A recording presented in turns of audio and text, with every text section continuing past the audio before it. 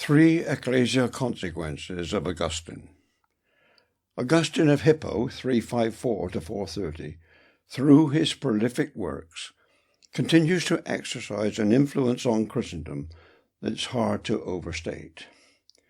While countless volumes have been written about him and his works without any hint of patronisation, I want in a straightforward, non-academic way to speak to those evangelicals who know little about him, who have never thought about him. I want to draw their attention to three consequences, far-reaching consequences of Augustine to the life of the Ecclesia, consequences which none of us in Christendom can avoid.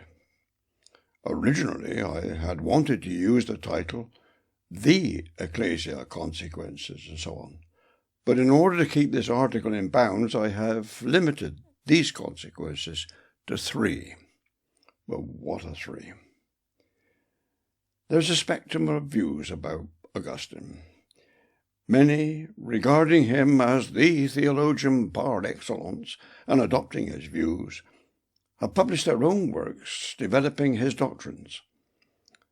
Roman Catholicism depends heavily on Augustine, but so does the Reformed part of Christendom. Martin Luther was an Augustinian friar, and John Calvin was forever quoting Augustine. Others, however, have considered that Augustine, though he did publish some good material, has a great deal to answer for. I am one such. I've already used two words that need explanation, Ecclesia and Christendom. Here's a simple definition of each. By Ecclesia, I mean, as the Greek states, those who are called out of the world, separated from the world, to be united to Christ. These called out ones come together, agree together to submit to the Lord Christ in obedience to his law. They are the children of the new covenant. This is what the New Testament means by the Ecclesia. By Christendom, I mean that political, religious corporation brought into existence by the shenanigans of the Fathers in cahoots with the Roman emperors Constantine, who ruled from 306 to 337, and Theodosius, who ruled from 379 to 395. The tortuous maneuverings of these politicians, writers, teachers, theologians, preachers, and opinion formers produced the monstrosity of Christendom, leading to the unscriptural notions of belonging to a Christian country, state religion, clericalism, priestcraft, sacramentalism and sacerdotalism, infant baptism and infant regeneration, church building, sacred space, church attendance, worship services, and so on. Churchianity and Christendom Christians have been born. Christendom lives and thrives. What an oxymoron to this day.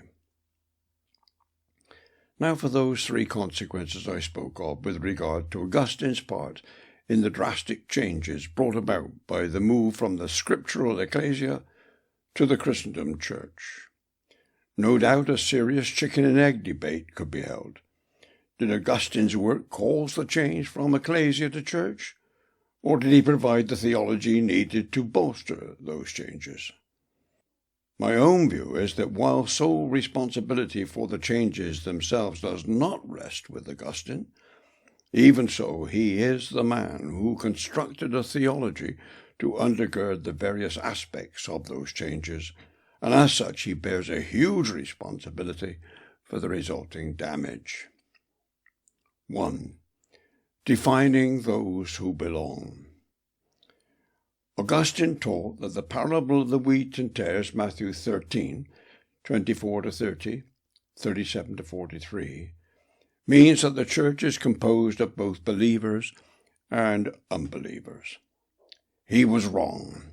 Christ did not say the field in which the wheat and tares grow is the church. It is the world.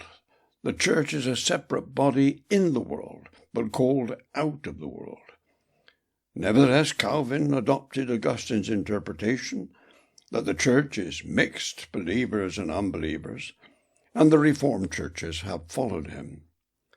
As for non-Reformed evangelicals, de facto an inclusive comprehensiveness is fast becoming the norm. This past 50 years, evangelical opinion formers have been consulting pagans and adopting their aims, principles, and practices to attract attenders to church services, hold them, and then coach them into at least a mental assent to truth and some kind of conformity to it in practice. Consequently and overwhelmingly, the church is becoming more and more removed from the Ecclesia, increasingly to become a conglomeration made up of some believers and a growing number of Christendom Christians, with a rump of unbelievers. Before long, the number of true believers will be swamped by the sheer weight of numbers of Christendom Christians, not to say rank unbelievers, which they have so strenuously sought to attract. 2. Increase by coercion. Augustine turned to another parable, that of the great banquet, and interpreted, "compel them to come in," Luke 14, verse 23, literally. In other words, he argued that increase in church attendance and conformity should, if necessary, be by coercion. Modern evangelicals have largely dropped the coercion bit, moving from stick to carrot, and using entertainment in the widest sense to attract attenders. I use the word largely and largely dropped coercion. Coercion is not entirely forgotten today. The Reformed who submit to the 1647 Westminster documents still hold to these words: "The civil magistrate hath authority, and it is his duty to take order that unity and peace be preserved in the church, that the truth of God be kept pure and entire, that all blasphemies and heresies be suppressed, all corruptions and abuses in worship and discipline prevented or reformed, and all the ordinances of God duly settled, administrated, and observed. For the better effecting whereof he hath power to call synods, to be present at them, and to provide that whatsoever is transacted in them be according to the mind of God." In this, the men of Westminster were following Calvin. God gives us leave to endeavour as much as is possible for us to bring them back again which are out of the way of salvation. Magistrates are armed with the sword to punish those whom God brings to their hands, and to put this doctrine in use. What is more, a considerable number of evangelicals who do not necessarily subscribe to Westminster, while they have dropped Augustine's position on coercion, nevertheless are looking to the state to encourage and force pagans to conform outwardly to biblical practice. Leaving aside for now the unscriptural, non-New Covenant nature of this, have evangelicals considered what if, which in the UK does not seem to be a remote possibility, the state becomes Islamic? This departure from Scripture, this defection from the New Covenant will come back to bite the Christendom churches. 3. Infant baptism. The New Testament, the New Covenant, is clear. In accordance with Christ's command, all those who trust Christ, and only those who trust Christ, are to be dipped, immersed, plunged in water to symbolize their union to Christ in his death and resurrection, their spiritual death to the old life, the resurrection to the new, and the removal of all their sin in the blood of Christ. Baptism accomplishes none of this, of course, but it does symbolize it. Augustine, by philosophical arguments, worked out a complicated theology to justify the growing practice of infant baptism. His main tenet was that the sprinkling of babies by a professional cleric actually removed original sin. Without it, the infant would be damned. While the Reformed have tweaked Augustine's doctrine, their tortuous covenant theology still preserves the notion of baptismal regeneration.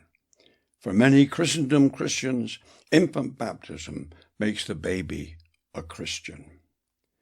In addition, many evangelicals who reject infant baptism are growing indifferent to it.